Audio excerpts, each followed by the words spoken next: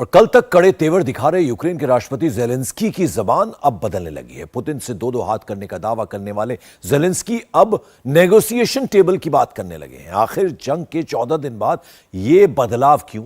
और सबसे बड़ी बात, ज़ेलेंस्की नेटो से अचानक निराश क्यों हो गए? देखिए रिपोर्ट, समझिए बदलती जियोपॉलिटिक्स।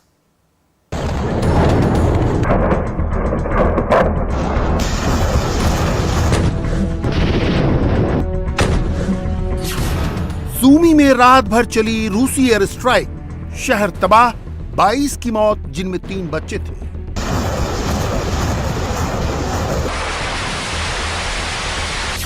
सेवरोडोनेस्क में रूसी मिलिट्री का खौफनाक अटैक, एक झटके में 10 की मौत।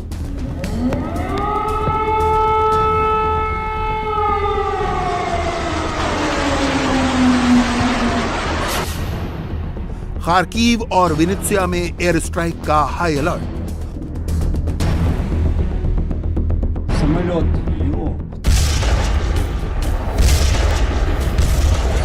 रूसी हमलों में यूक्रेन के 60 से ज्यादा हॉस्पिटल तबाह।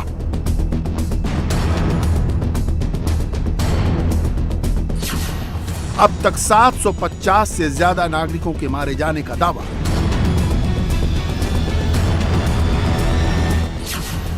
बीस लाख से ज्यादा नागरिक यूक्रेन छोड़कर विस्थापित।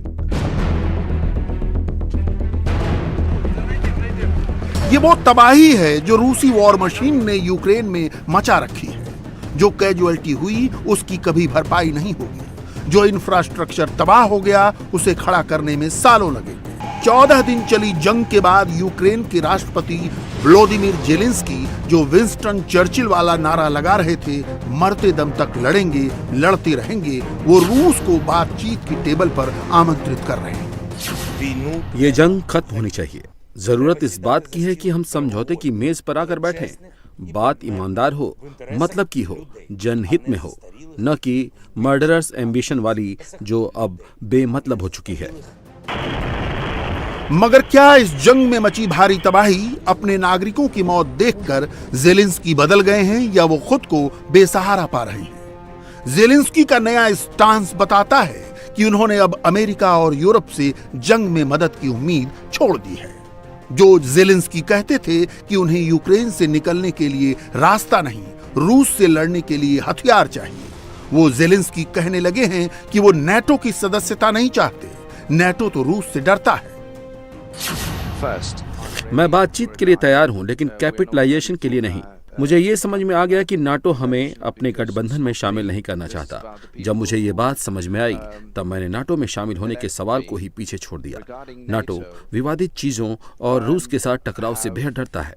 मैं एक ऐसे देश का राष्ट्रपति नहीं बनना चाहता जो घुटनों पर गिरकर भीख मांगता है।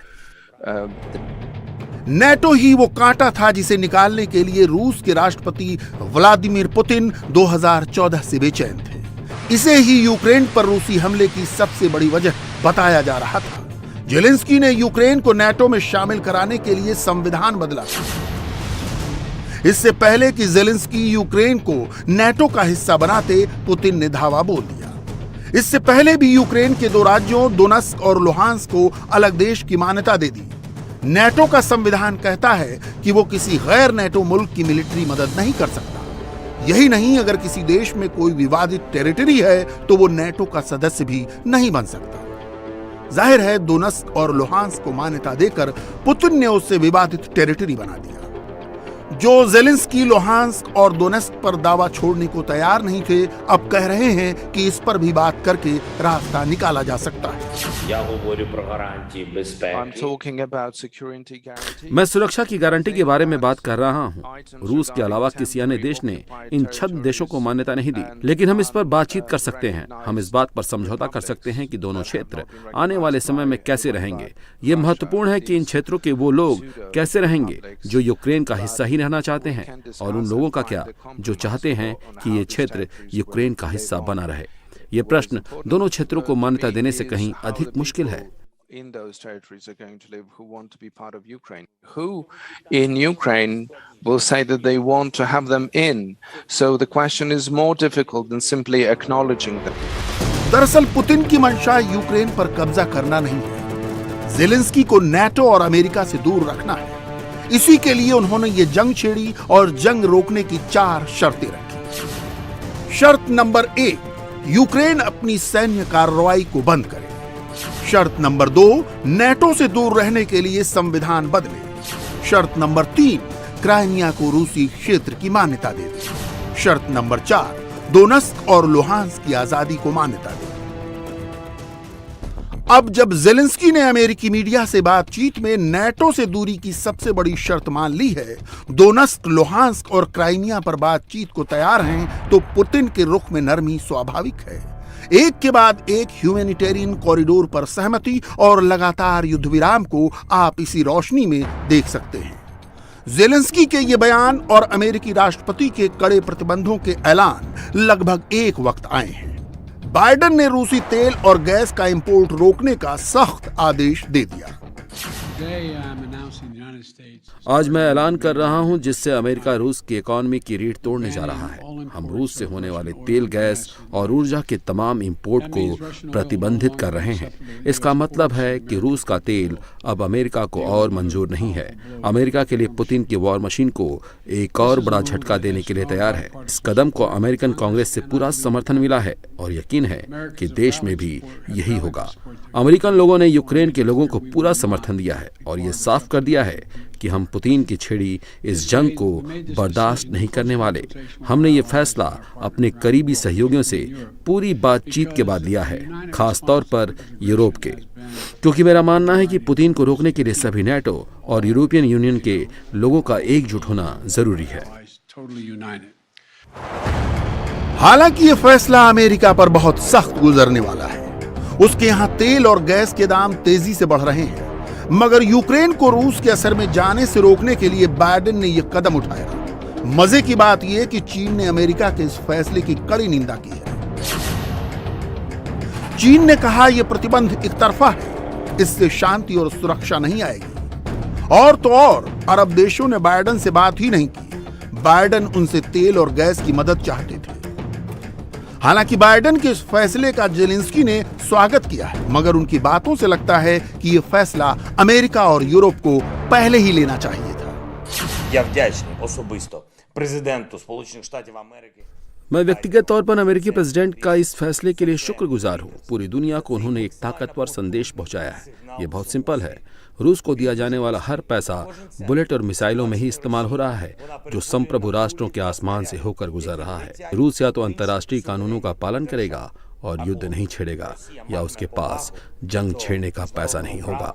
І не буде вести війни, або вона не матиме грошей, щоб війни розпочинати.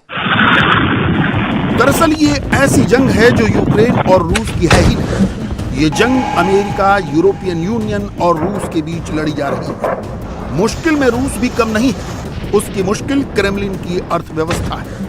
अंतर्राष्ट्रीय बाजार में रूसी मुद्रा रूबल तेजी से गिर रही है। 1 यूरो के बदले 128 रूबल देने पड़ रहे हैं। $1 के बदले 119 रूबल देने पड़ रहे हैं। अपना डॉलर रिजर्व बचाने के लिए रूस को प्रतिबंध लगाने पड़ रहे हैं। अब रूस में रह रहे लोग 6 महीने में $10,000 से ज्यादा नहीं निकाल सकते। हालांकि रूस लगातार यूक्रेन को कीव पर फाइनल असाल्ट की धमकी दे रहा है, लेकिन उसके विदेश मंत्री सेर्गेई लावरोव टर्की जाने वाले हैं।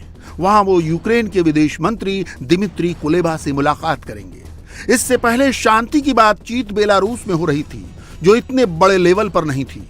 ये बातचीत भी सबूत है कि यूक्रेन और रूस अब 1-to-1 बातचीत के मोड में है। टर्की नाटो देशों का पार्ट होते हुए भी इन दिनों रूस से हैंड इन ग्लव्स है। अब नाटो का एक अहम पार्ट ब्रिटेन जेलेंस्की को समझा रहा है कि नाटो की मजबूरी क्या है, बाकी मदद तो वो कर ही रहा है। Ukraine than the United Kingdom in the world. We've given 400 million pounds in addition to British people. हम रूस को बड़े पैमाने पर मदद और समर्थन उपलब्ध करा रहे हैं। यूनाइटेड किंगडम पहला देश था जिसने यूक्रेन को एंटी टैंक हथियार मुहैया कराए जब यूक्रेन पर यह हमला नहीं हुआ था। 22,000 यूक्रेनी ट्रूप्स को हमने ट्रेनिंग कराई। ये उस मदद से अलग है जो हमने यूक्रेन को दी। लेकिन मुझे एक चीज साफ कर देनी चाहिए, मदद तो हम कर रहे हैं, मगर यूक्रेन नाटो का सदस्य नहीं है।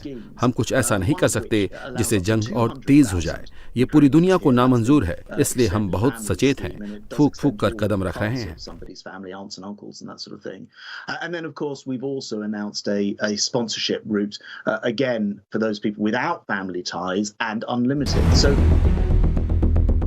बताने की जरूरत नहीं है कि जेलेंस्की का स्टैंड क्यों बदला है। नेटो के चौधरी अमेरिका का रसूल खट रहा है। अब वो दुनिया का अकेला चौधरी नहीं है। पुतिन ने मौका देखकर चौका मारा है। अमेरिका की चौधराहट को चुनौती ही नहीं दी, चेस की बिसात पर उसे चेकमेट दिया है। अब दुनिया की राजनीति नई गोलबंदी को तैयार है। इंडिया टीवी हर वक्त हर जगह डाउनलोड करने के लिए सर्च करें India TV news Google play store या ऐप स्टोर पर।